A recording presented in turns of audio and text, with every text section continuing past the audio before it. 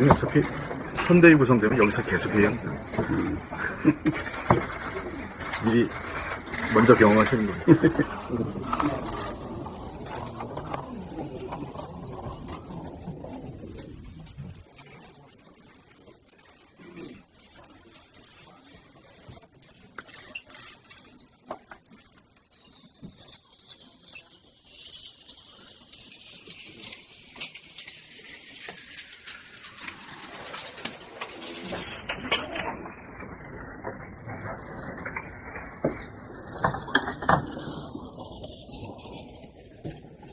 이재명 당대표의 속개 선언으로 더불어민주당 최고위원회의를 속개하겠습니다. 네, 회의를 속개하겠습니다. 먼저 이재명 당대표의 모두 발언이 있겠습니다. 먼저 이게 비좁은 공간에 이 언론인 여러분들 매우 불편을 끼쳐드려서 유감스럽게 생각합니다. 공천 과정에서 여러 가지 일들이 벌어집니다만 제가 개인적으로 존경하고 또 정말 가까운 분이라고 할 수 있는 노웅래 의원께서 공관위 결정 때문에 지금 회의실을 차지하고 계셔서 불익이 이곳에서 회의를 하게 됐습니다. 좀 안타까운 일입니다. 개인적으로도 그렇고 당의 입장에서도 모든 분들을 다 공천하고 또 함께 가면 좋겠지만 현실적으로 그렇게 할 수 없는 안타까운 상황입니다.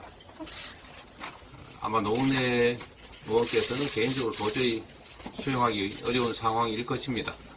또 노웅래 의원뿐만이 아니라 경선에서 또 탈락되신 분들도 계시고 또 심사에서 배제되신 분도 계시고 또 아예 경선 대상자로 선정되지 못하신 분도 계시고 이런 여러 가지 사정들이 있을 때 최종 후보가 되지 못한 분들 모든 분들이 가슴 아플 것입니다. 그분들의 심정을 100%다 헤아리진 못하겠지만 그 안타까움과 원통함 또 고통이라는 그 고통을 조금이라도 저희가 수용할 수 있도록 노력하겠습니다. 이해할 수 있도록 이해하기 위해서 노력하겠습니다.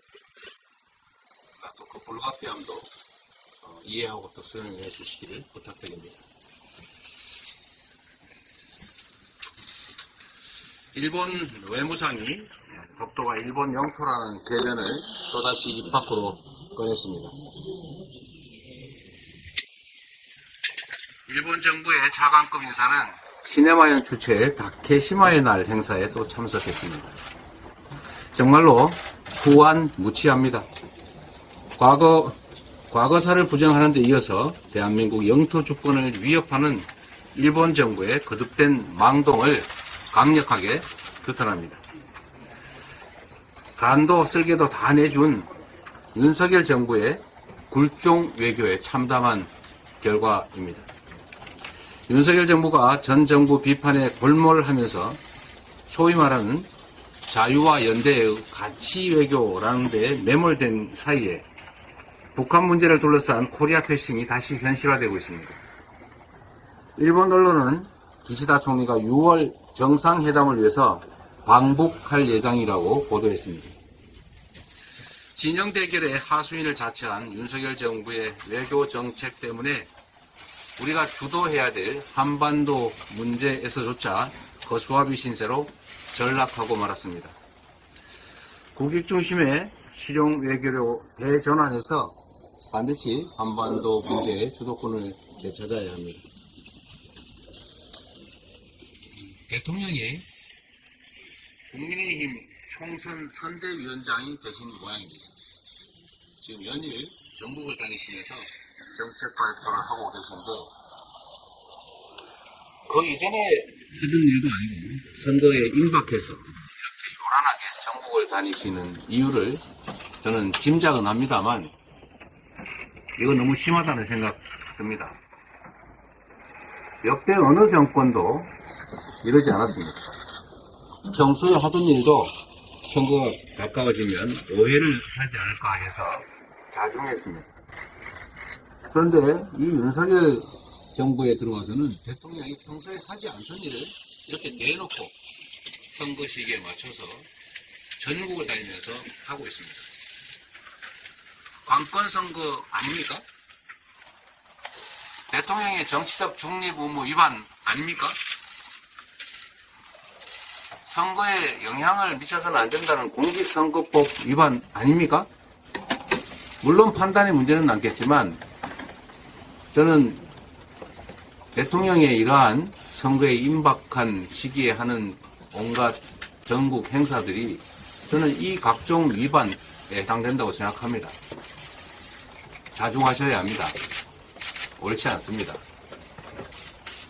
오비 일학이라고 주장하실지 모르겠지만 그런 오해를 받을 수 있는 일조차 하지 말아야 되는 것이 대통령의 역할 아닌가 생각합니다.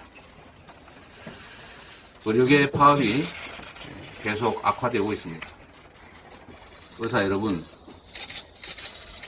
부족한 게 있고 혹시 만족하지 못할 일들이 있더라도 파업은 아닙니다.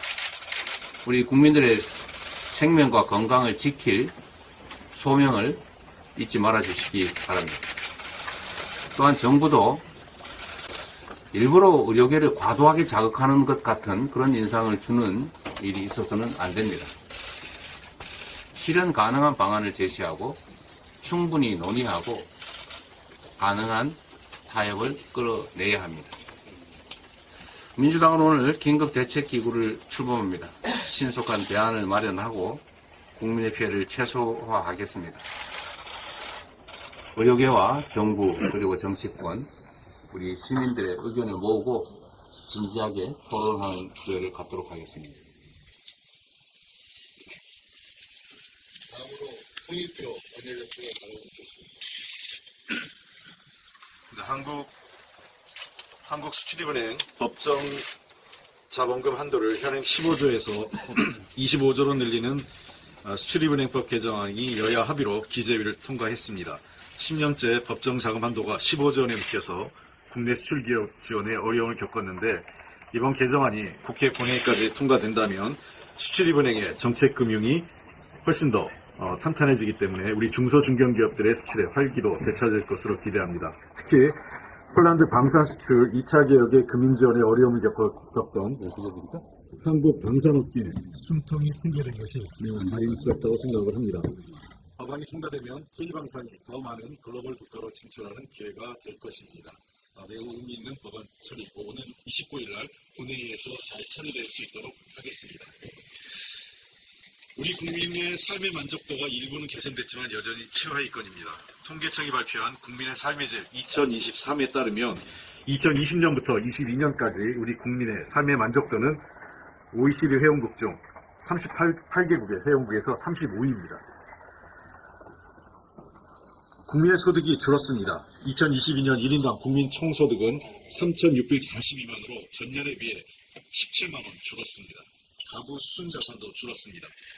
2023년 가구 순자산은 3억 9천만 원으로 2022년에 비해 3,316만 원이 감소된 것입니다. 양극화는 더 선명해지고 빈부격차, 임금 불평등은 더욱 심화됐습니다. 2011년 18.6%에서 지속적으로 낮아졌던 상대적 빈곤율은 14.9%로 다시 증가세로 전환됐고 특히 노인 빈곤층은 OECD 국가 중에서 가장 심각합니다. 소득의 불평등 정도를 나타내는 저임금 근로자 비율도 16.9%로 전년 대비 1.3% 증가했습니다.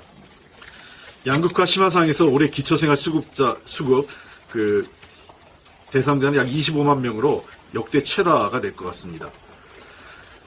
송파 세모녀 비급기 올해로 딱 10년이 됐습니다. 양극화와 불평등은 더 심해졌는데 기초수급 탈락자가 10년 전에 비해 10만 명 늘어난 것입니다. 복지 사각지대가 더 커지고 있는 것이죠. 많은 전문가들이 저출생, 지역소멸, 자살률 등 위기를 심화시키는 요인으로 양극화와 불평등을 지목하고 있습니다. 정부 출범 이후 낙수효과만 믿고 줄기차게 감세와 긴축재정에만 몰입하면서 사회적 약자를 위한 사회안전망에 대해서는 소홀했던 것 아닌가 생각됩니다. 양극화와 불평등을 완화하고 해결하지 못하면 대한민국은 미래로 나갈 수 없습니다. 이번 총선에 민주당은 양극화 불평등 해소를 최우선 과제로 삼고 노력하겠습니다. 홍콩 H지수 ELS 사태가 정부 여당의 무책임으로 전혀 사태 해결에 한 발짝도 나서지 못하고 있습니다. 올해 만기 앞둔 금액이 무려 15조 4천억 원이고 전체 80%입니다. 그중 올 상반기만 10조 2천억 원이 집중되어 있는데 당장 다음 달이 3조 9천억이 만기입니다. 국민의힘은 민주당의 정무위 전체회의 개최 요구에는 보이콧으로 일관하고 있습니다. 금융당국은 선제배상, 자율배상 등 책임지지 못할 말들로 의도적으로 흘리면서 시장과 가입자 혼란만 부추기고 있습니다. 선거에 불리할까봐 상임위는 보이콧하고, 정부 여당이 상임위는 보이콧하고, 금융당국은 실질적인 대책을 제시하지 않고 시간만 끌고 무책임에 그칩니다. 금융당국은 관행적 절차와 기계적 해석에 의존할 복잡하고 위험한 금융상품 판매를 시장에 내맡긴 것입니다. 그 사이에 불안전 판매의 사각지대가 커진 것입니다. 시장 신뢰 회복과 국민 재산 보호를 위해 정부 여당의 긴급 조치를 다시 한번 촉구합니다. 민주당은 이번 사태를 금융시장 건정성과 투명성 강화, 그리고 두터운 투자자 보호를 위한 중대한 전환점으로 만들겠습니다. 특히 향후 ELS와 같은 고위험, 고난도 상품에 대한 개인 판매는 사전 승인제를 도입하고 투자 비중의 한도를 제한하는 등 보완책 마련에 나서겠습니다. 이상입니다. 다음으로 정치의 최고위원의 발언이 있겠습니다.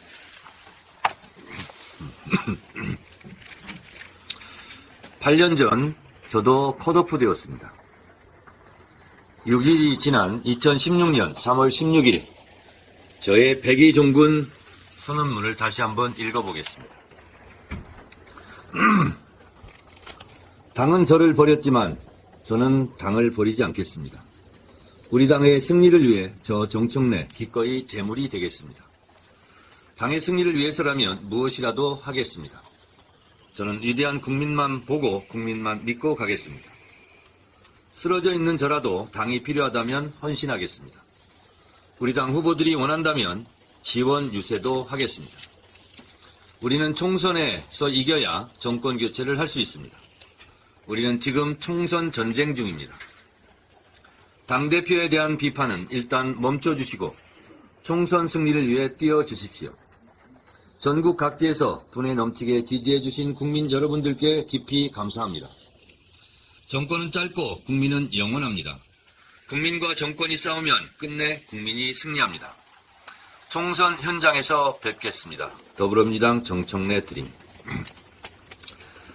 그리고 곧바로 저는 컷오프된 아픈 사람들을 모아 더컷 유세단을 만들어 공천 떨어진 사람들이 공천 받은 후보를 지원 유세하기 위해 다녔습니다.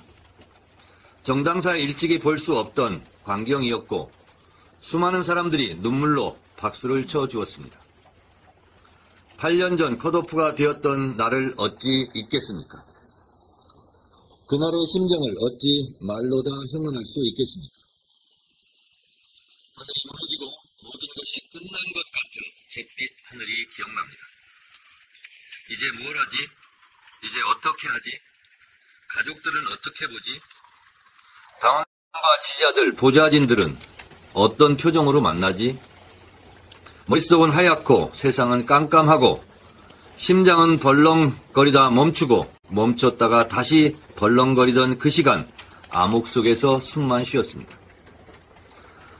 너무나 큰 충격에 빠지면 분노도 없고 슬픔도 없습니다. 눈물도 메말라 버립니다. 사나흘이 지나서야 기사도 보고 SNS 응원글도 보았습니다. 99%가 탈당하고 무소속 출마하라고 했습니다. 그러나 제 마음은 반대로 움직였습니다. 정청래 컷오프로 당 지지율이 많이 떨어졌다는 것을 알고 정신이 더 바짝 들었습니다. 선당 후사의 마음이 더 들었습니다. 더컷 유세단은 이때 제 마음속에서 만들어졌습니다. 총선 승리를 저들에게 내줄 수 없다는 마음이 들었습니다. 그리고 전국을 지원 유세하러 미친 듯이 돌아다녔습니다. 춤도 췄습니다. 총선 과정에서 적지 않은 컷오프된 사람들을 봅니다. 억울하지 않은 컷오프는 없습니다. 요즘 동료들의 컷오프를 보면서 참 마음이 아픕니다.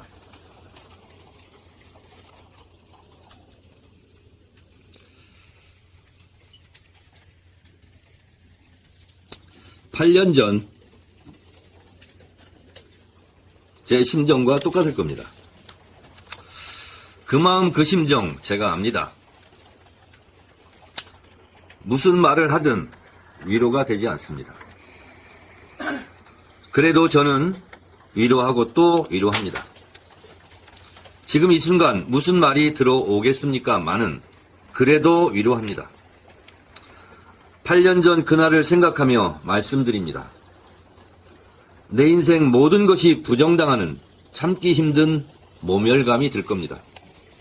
모든 것이 원망스럽습니다. 그래서 저는 더 위로합니다. 하늘이 무너지고 땅이 꺼져도 솟아날 구멍이 있다고 했습니다. 내일은 또 내일의 태양이 떠오릅니다. 오늘 다 끝나고 멈춰버리지 않습니다. 마음 아프신 분들 진정으로 위로하고 또 위로합니다. 그래도 건강 잘 챙기시고 힘내십시오. 요즘 제 마음도 너무 아픕니다. 그럼에도 불구하고 그래도 함께 갑시다. 총선 과정에서 후보자가 되지 못해서 상처받으신 모든 분들께 진심으로 위로의 말씀을 드립니다. 힘내십시오. 이어서 박찬대 최고위원의 발언이 있겠습니다.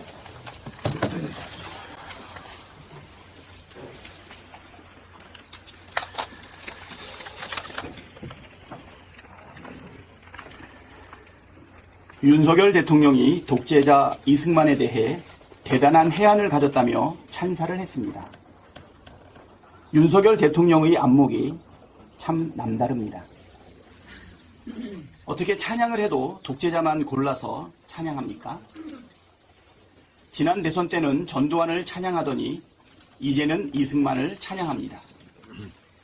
이승만과 전두환은 둘 다 독재자이고 민간인 학살을 자행했다는 공통점이 있습니다. 이승만은 한국전쟁 전후 전국 각지에서 지금까지 밝혀진 것만 수십만 명의 민간인을 집단 학살한 학살자입니다. 전두환은 군사 쿠데타를 일으킨 장본인이고 민주화를 요구하는 광주 시민 수백 명을 잔인하게 학살했습니다. 독재자이자 학살자인 이승만과 전두환이 그렇게 부러웠습니까? 검찰을 내세워 정적을 집요하게 탄압하고 정권의 비판적인 목소리를 내는 국민의 입을 마구 틀어막고 159명이 희생된 참사에도 진심 어린 사과조차 하지 않는 것입니까? 그래서 대한민국 헌법 전문에는 우리 대한국민은 3.1운동으로 건립된 대한민국 임시정부의 법통과 불의에 항거한 4.19 민주 이념을 계승하고 있다고 명시하고 있습니다. 이승만 찬양은 대한민국 헌법 정신을 부정하는 것과 마찬가지입니다. 대통령은 헌법 수호에 책무가 있습니다. 이승만은 4.19 혁명으로 쫓겨났고 전두환은 법정에서 무기징역을 선고받았습니다. 윤석열 대통령이 독재자를 옹호하고 헌법 정신을 부정한다면 앞선 독재자들의 전철을 밟게 될 것입니다.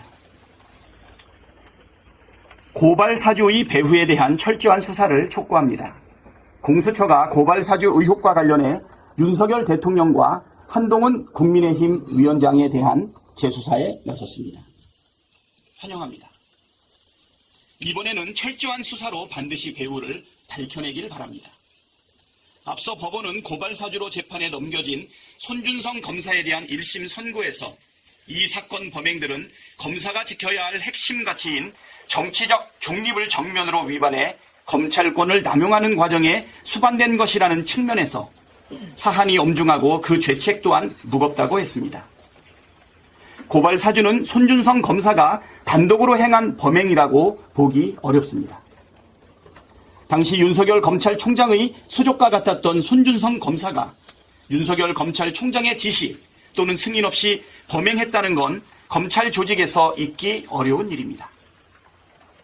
한동훈 위원장은 고발 사주 전날 손준성 검사가 참여한 단체 카톡 대화방에 관련 자료로 추정되는 사진 60장을 올렸습니다. 고발 사주 당일에는 손준성 검사가 검찰총장실과 연락했다는 증언도 나왔습니다. 검찰은 그동안 고발 사주 의혹을 덮기 위해 부단히 노력했습니다. 손준성 검사에 대해 자체 무혐의 처분하고 오히려 승진시켰고, 김웅 국민의힘 의원에 대해서는 불기소 처분했는데 검찰 수사관 면담 보고서를 조작했다는 의혹도 받고 있습니다.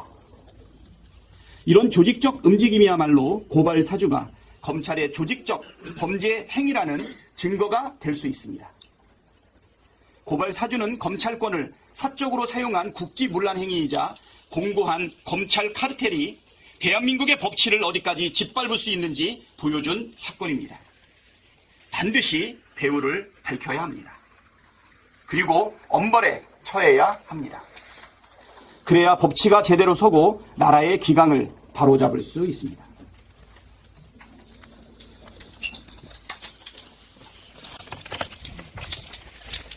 이어서 서영교 최고위원의 발언을 듣겠습니다. 손준성의 고발 사주가 만천하에 드러났고, 손준성 뒤에는 누가 있을까? 손준성이 고발장을 작성할 때, 이 자료를 모아나갈 때, 그 뒤엔 누가 있을까? 손준성 위에는 검찰총장 윤석열이었습니다.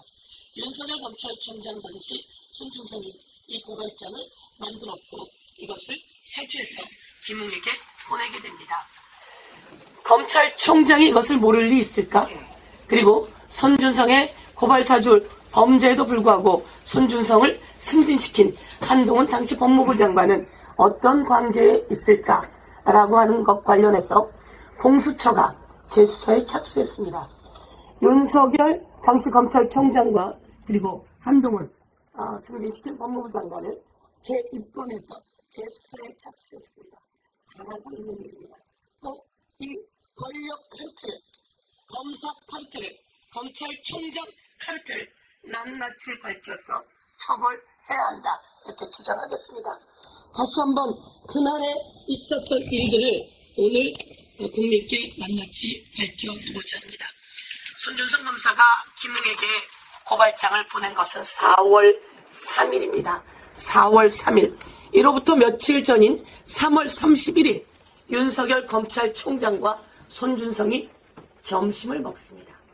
그동안 같이 점심을 먹지 않던 두 사람이 3월 30일 점심을 먹습니다. 4월 3일 날 고발장을 김웅에게 보내는데, 그로부터 며칠 전인 3월 30일 윤석열, 손준성 오찬을 합니다. 3월 31일에는 손준성과 한동훈이 같이 있는 카톡방에서 53회 대화가 이루어집니다. 그리고 4월 1일에는 손준성과 한동훈이 같이 있는 카톡방에 45회 대화가 이루어집니다.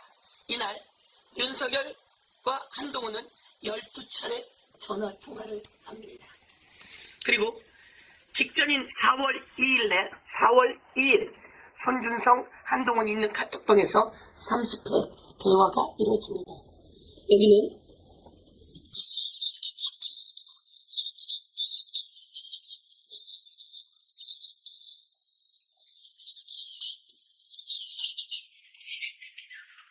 이렇게 만천하의 사실이 드러나고 있습니다. 윤석열, 한동훈을 재입건했고 재수사에 착수했습니다. 대통령은 이와 관련해서 수사받는 대상입니다. 소추되지 않을 뿐 수사 대상이라는 걸 밝혀두고, 한동훈 비대위원장도 수사 대상입니다. 이런 엄청난 검사, 검찰총장, 검사들의 권력 카르텔 낱낱이 밝혀야 합니다. 대통령의 홍보 선심쇼가 극에 달하고 있습니다. 이제는 울산까지 가서 그린벨트를 해지하겠다고 이야기했습니다.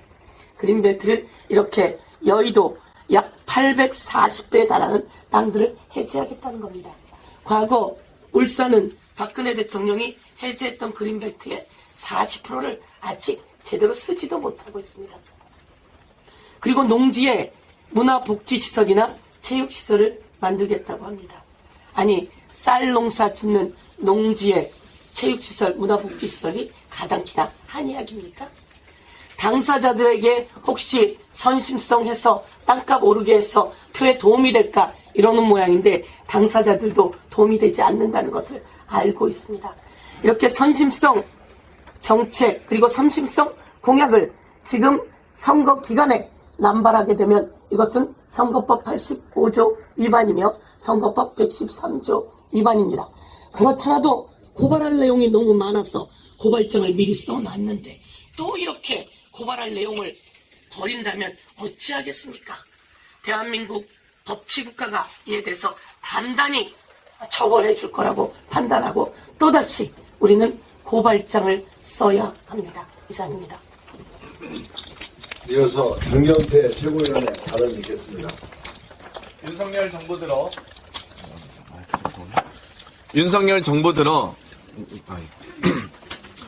정부 들어 책임을 회피하는 일이 일종의 트렌드가 되는 것 같습니다. 무책임 카르텔입니까?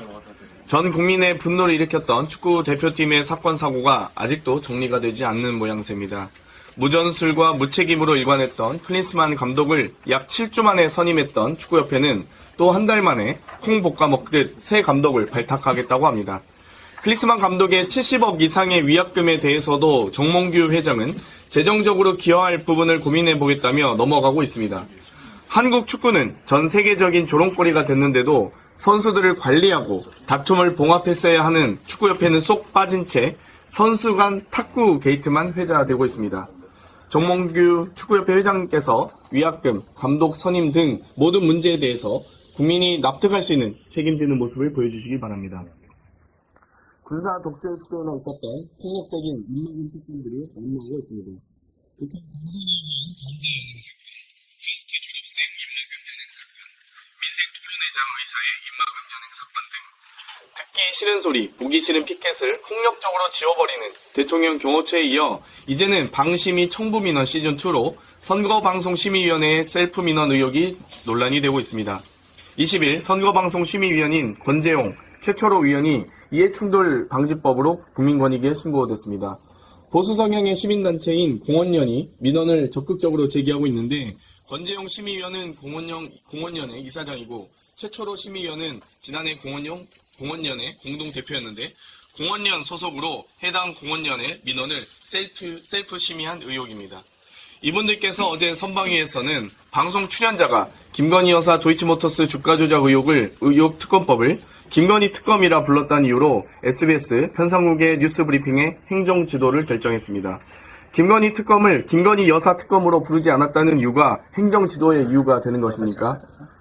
심지어 선방위에서는 윤석열 대통령의 종부세 언급에 대한 비판처럼 선거와 직접적인 관련이 없는 사안까지도 큰 틀에서 보면 선거와 관련 있는 이슈라며 심의와 제재를 이어가고 있습니다.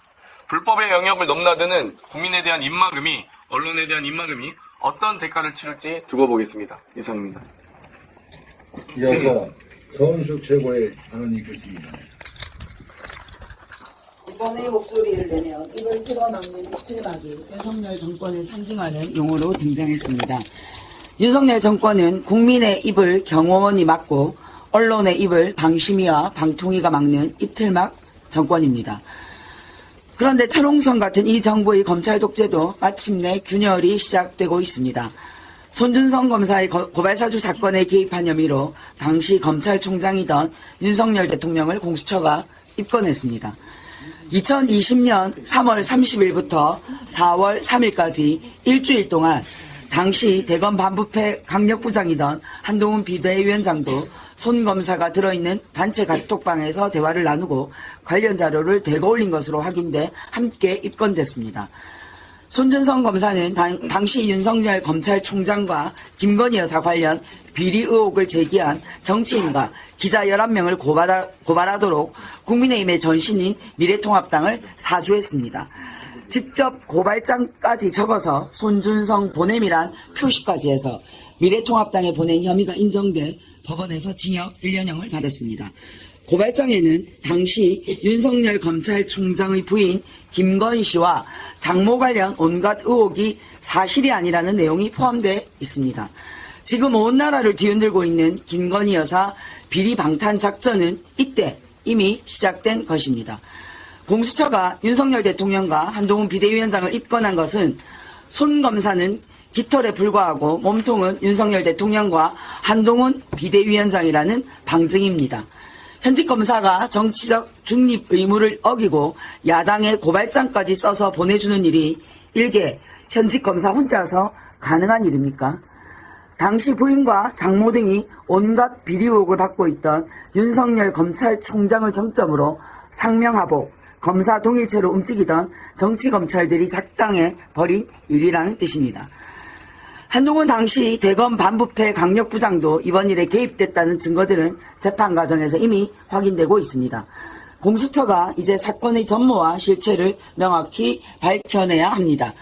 손바닥으로 하늘을 가리고 입을 틀어막는다고 해서 잘못이 가려지지 않습니다. 검찰의 감찰 기록 비공개 결정으로 범죄 은폐 시도를 한다고 해서 될 일이 아닙니다. 성력 없는 수사가 이루어져야 합니다. 만약 사실로 밝혀진다면 대통령이라고 해도 임기가 끝나면 기소될 수 있고 한동훈 비대위원장과 김건희 여사는 바로 형사소추의 대상이 될 수 있습니다. 댐이 한번 무너지면 걷잡을 수 없고 댐이 무너지기 시작하면 후회해도 늦습니다. 윤석열 대통령은 대국민 사과를 하시고 김건희 주가 조작 특검을 수용해야 합니다. 기올 명품 가방 사건은 물론이고 양평 고속도로 종점 변경 사건도 수사에 착수해야 합니다. 윤석열 검사 독재 정권이 닭의 목을 비틀어도 새벽은 옵니다. 이어서 박정현 최고위원의 발언을 듣겠습니다. 국민들의 삶이 참 어렵습니다. 요즘 저녁에 식당가를 돌면 식당 태반이 손님이 한두 테이블밖에 없습니다. 저녁 8시 30분이 지나면 예전 같으면 손님들로 붐볐던 먹자골목 거리에도 한산해지기 시작합니다. 코로나가 만든 문화이기도 하지만 실제로는 쓸 돈이 없기도 하고 불안해서 돈을 쓰지 않기 때문입니다. 어제 제가 있는 지역구의 대덕구 목상동에 있는 한 식당에 갔는데 딱 한 테이블만 사람이 있었습니다. 식당 사장님은 내가 이 자리에서 33년간 식당을 운영했는데 요즘처럼 장사가 안 된 적이 없다고, 경제가 이렇게 어려운데 정부는 뭐 하는지 모르겠다고 화를 내셨습니다.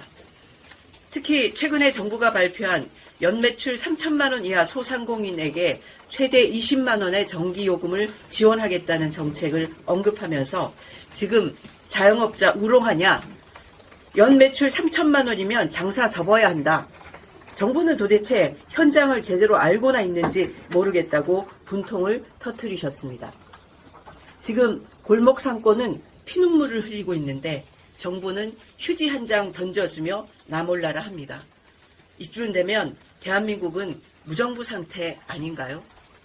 윤석열 대통령이 민생토론회를 한다면서 전국을 돌고 있습니다. 그런데 민생토론회에 민생은 없고 국민의힘 총선용 공약만 난무합니다.